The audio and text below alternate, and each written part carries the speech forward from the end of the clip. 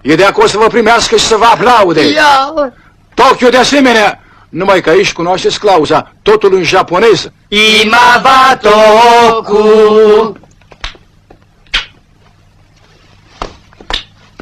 Domnul Vasilescu, vreau să vă pup și eu. Suficient. Domnul Vasilescu, noi am făcut o încercare. În japoneză un cântec românesc. Nicio lacrimă. Și nicio lacrimă, nicio lacrimă. În japoneză. Nicio lacrimă.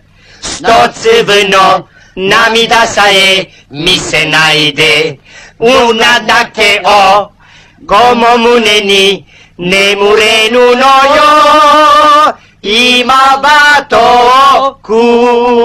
Adică să nu plângi în zadar. Imavatoku. Și semnăm chiar acum. Nu. Acum v-am poftit numai să vi le arăt. De semnat, le semnați mâine după.